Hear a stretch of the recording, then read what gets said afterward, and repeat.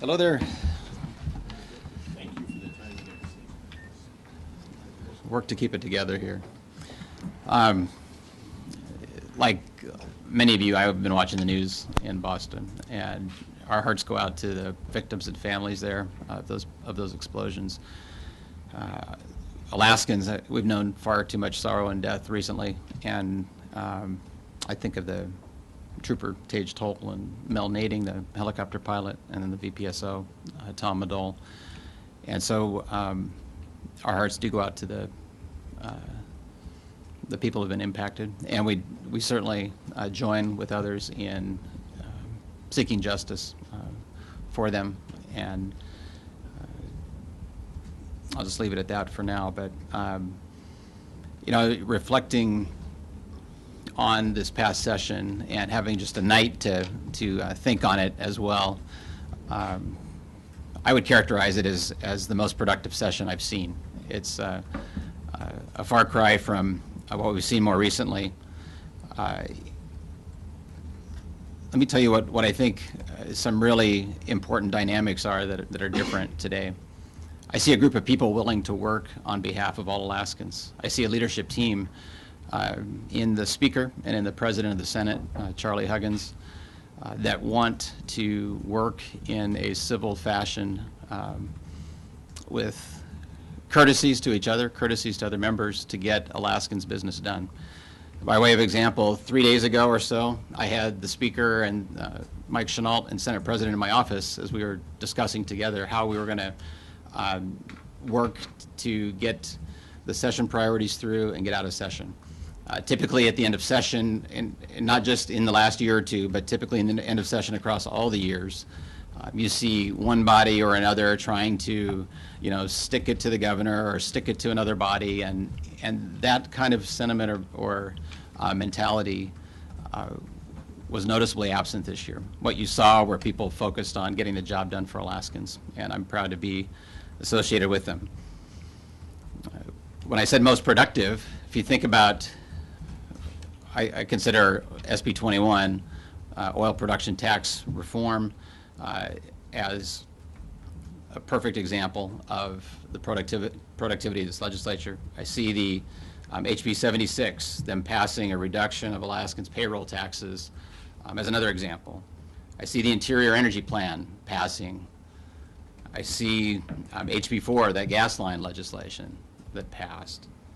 And then if you think about even bigger picture, think about the fiscal restraint that was exercised. We've lowered the band on state spending by something akin to $1.1 billion this year from the prior year.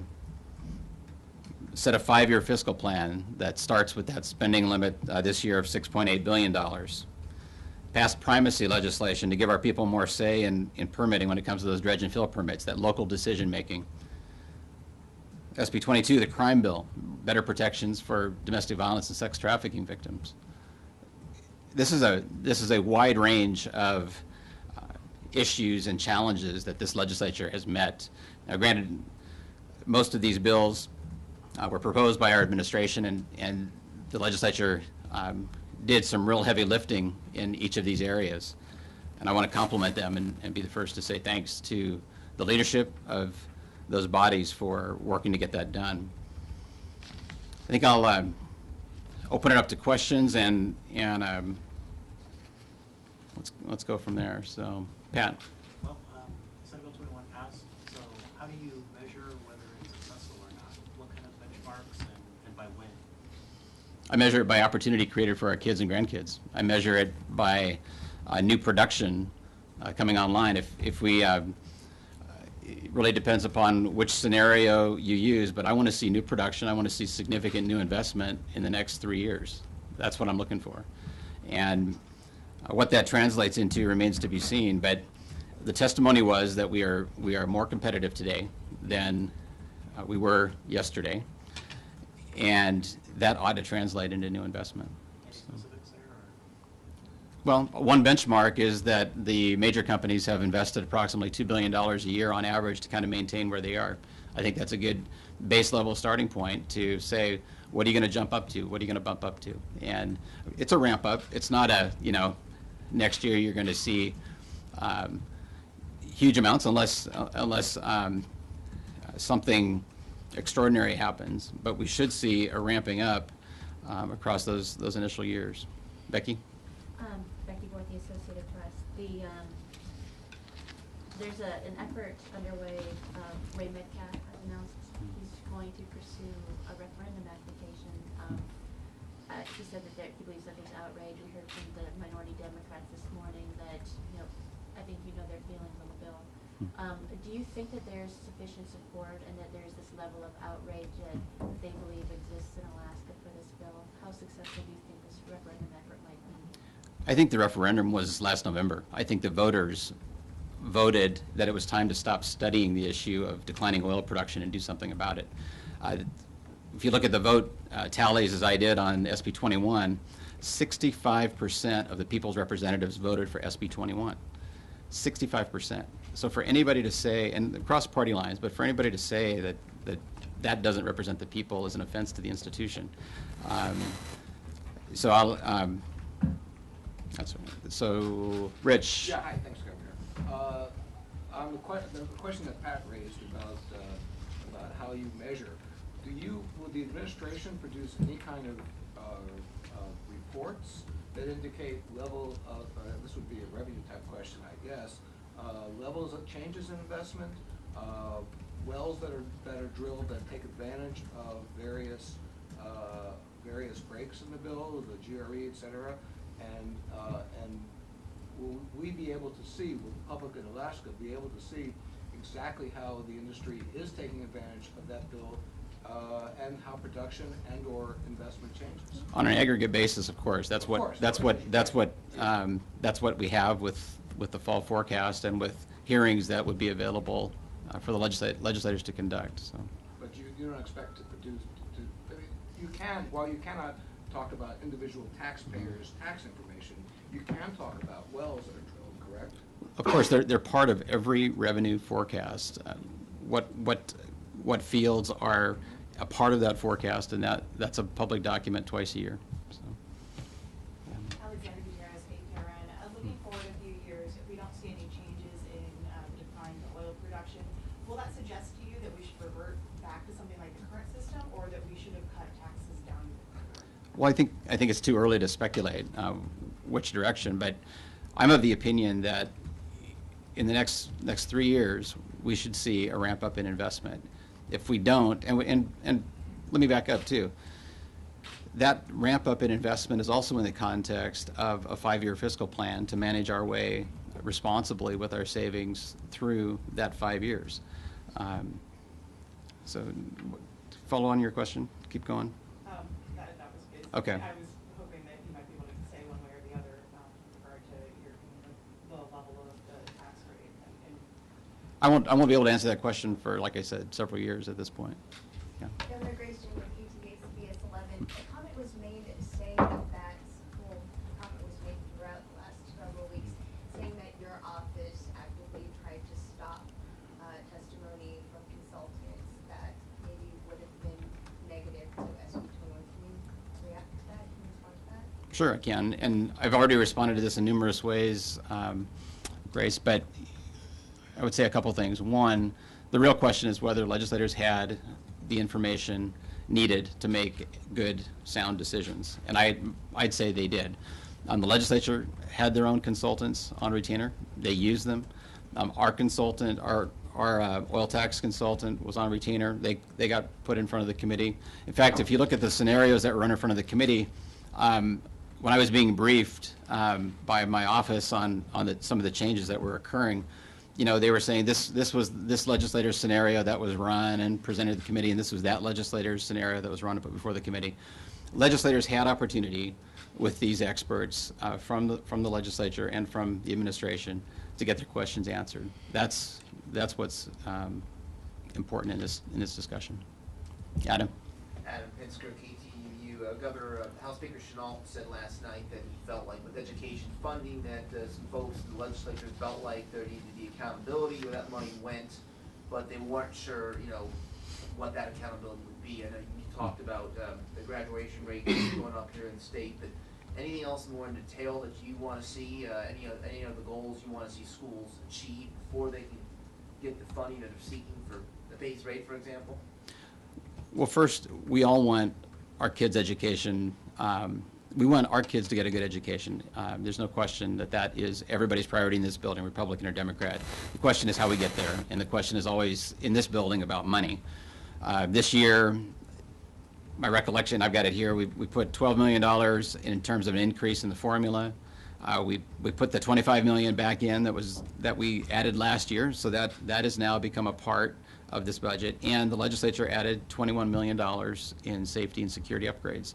That looks to me to be, depending on how you measure, $33 to $58 million of increases. That $25 million increase last year is the equivalent to a $100 BSA increase in the formula. The $21 million increase this year, just about a $100 BSA increase. So it's all money and it all spends. And I like the speaker. I join the speaker in saying that we do want results for our kids, and we are increasing money into education. It's in these hallways. It's never enough, but we do like. I like to see initiatives like our Alaska Performance Scholarship that requires something for what's being obtained. These kids get to earn these scholarships, for example, and then they're given that scholarship if they earn it. Now, in this case, the legislature made a policy call last night that safety and security upgrades are important, and they're moving in that direction, and I'll be joining them on that as well. Bob? Thank you, Kevin. A few moments ago, Bob Sakatch, Legislative Digest, and Laws for the Seat. A few moments ago, you said the 404 primacy was to give people more say in local decisions. Most of your other DNR process reform bills restricted public's access to information, restricted opportunities to comment. Specifically on HB 77, the Senate Majority Leader, Senator Coghill, said the section on removing the people's ability simply to request a water reservation, if that had been removed, the bill probably would have passed the Senate. Yeah. Why was it so important for you to keep in one section that said a person could not even ask for a water reservation? Why were you willing to keep that and give up the rest of the bill? Well, First off, I reject your characterization that, no, not always, but in this case, I have to reject your characterization that our bill somehow limits public. It's in the bill. If you read it, sir. Well, stop arguing and let me answer a question. But you're making false propositions, no. and that's been the complaint all session. The issue with 77 and water reservations is this. Who should be accountable for water reservations? And for the public listening, a water reservation is simply a stream or river in Alaska is flowing. Somebody makes application to reserve that flow for themselves. And our statutes currently say a person can do that. That's wrong, Governor. It doesn't reserve it for themselves. The water stays in the stream. They don't get to reserve it. Their use is conservation. That is that use, if that's what they're doing. I think the better policy call is in HB 77, and that is simply this. Those accountable to the public should be accountable for the public's resources. Local, state, federal government should be able to make water reservations. Persons should be able to have water rights to the water, but not reservations in perpetuity. We should not allow one person in Ketchikan, say, to make a water reservation and tie up the flow of water in another part of the state in perpetuity. That belongs. Ask. You took away the right to ask. Your DNR still makes all the decisions. Whoever makes the reservation. Commissioner Sullivan made the point in Senate, or tried to make the point in Senate Finance, that some person from New York might make a reservation, and that would somehow be horrible. It doesn't matter if they're from Afghanistan. The water still stays in Alaska stream. Why were you so adamant about refusing to allow Alaska residents to even ask that water stays in the stream? Because it's not just for conservation, it's for fish production, another economic development thing. You wanted to give us a right to simply ask away. Please explain why that was so important to you. I already have, and I think you should be a legislator instead of a reporter. Rich. Yeah, on another question that following up on Gracie's question, I don't think you answered. Why did you, in fact, prevent Bob George and Rich Ruggiero from talking to anyone outside the administration, including the legislature or including the media? Did you prevent that? I don't know who those people are. They're Gaffney And and Klein. okay, so Gaffney and Klein, as I understand it, is on contract for gas, not for oil. And there's no reason for me or our state to pay for a person we have on retainer for gas to render opinions on oil to legislators. If we gave every legislator access to the experts, we'd be doing one-off projects for every legislator with every contractor in the state. So the answer is you did prevent them from talking to the legislature? I did not personally know, but I'm suggesting. There's someone here who could answer that question. I'm suggesting that we gave legislators access to the information they needed through other experts that we have on retainer. So you decided what information they needed, not them? I didn't say that, Yes, you Rich. did. No. Who else? Fish question? Alexander Bujanski, Karen.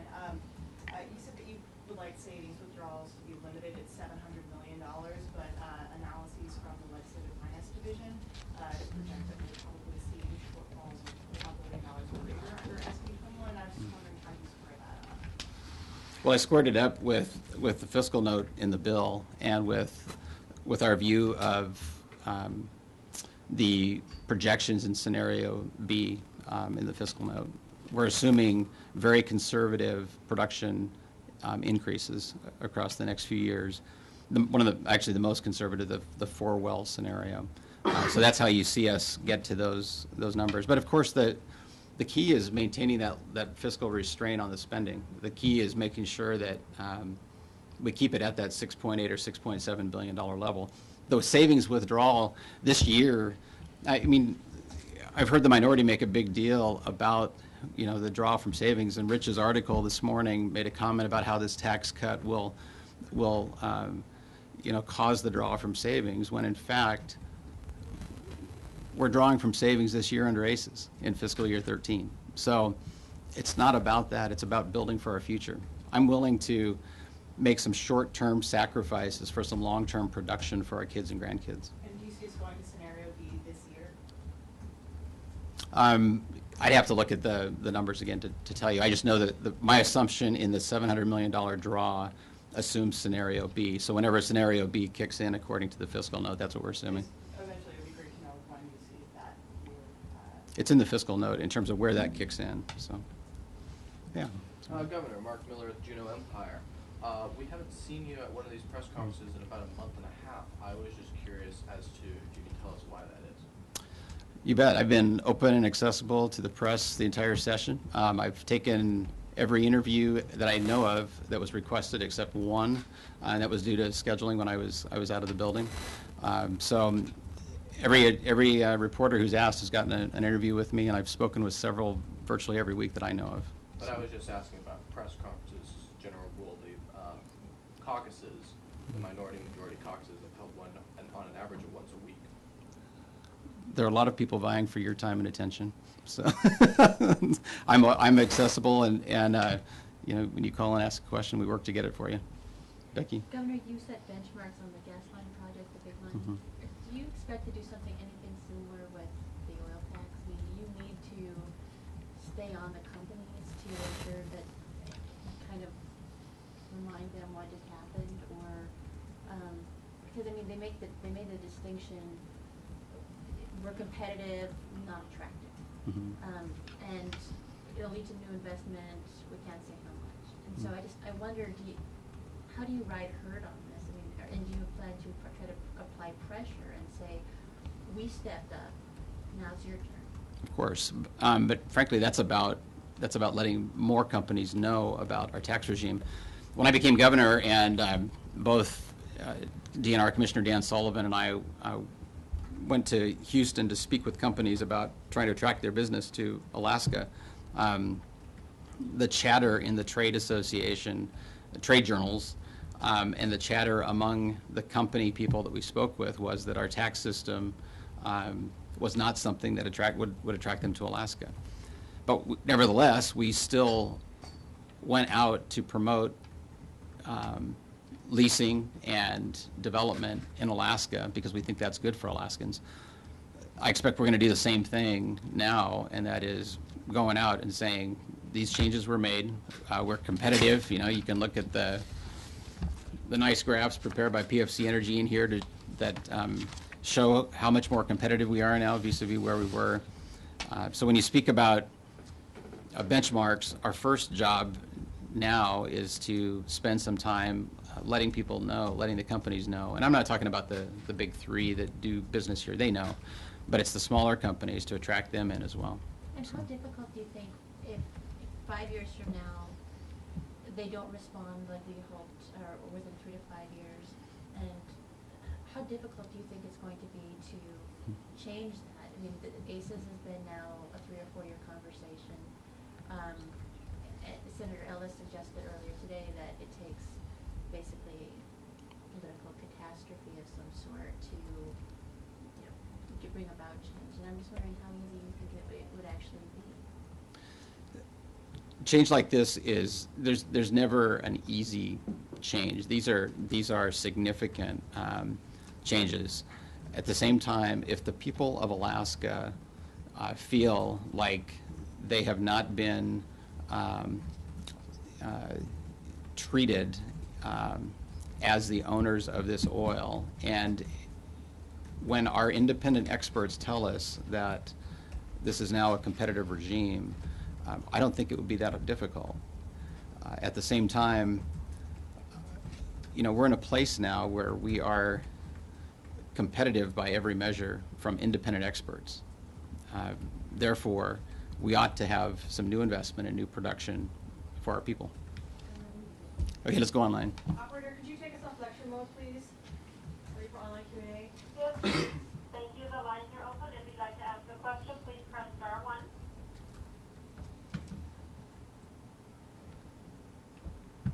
Sean, go ahead.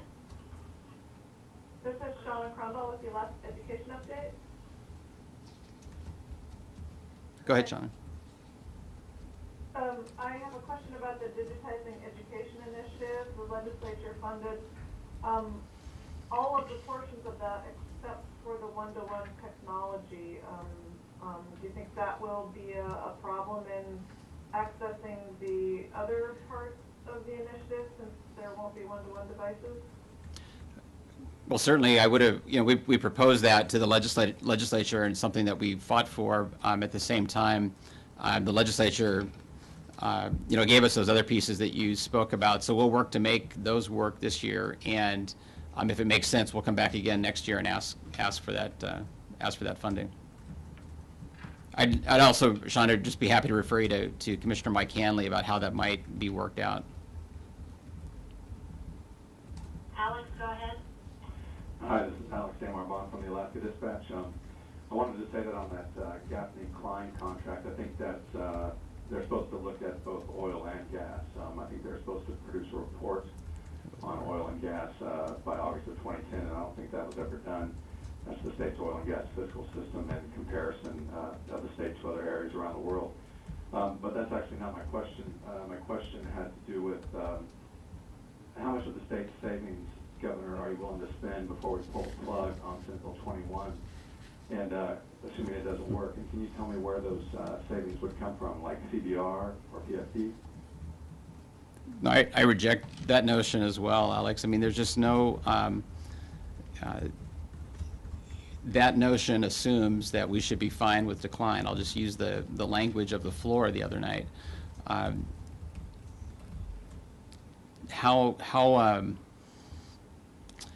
made it very clear throughout this process that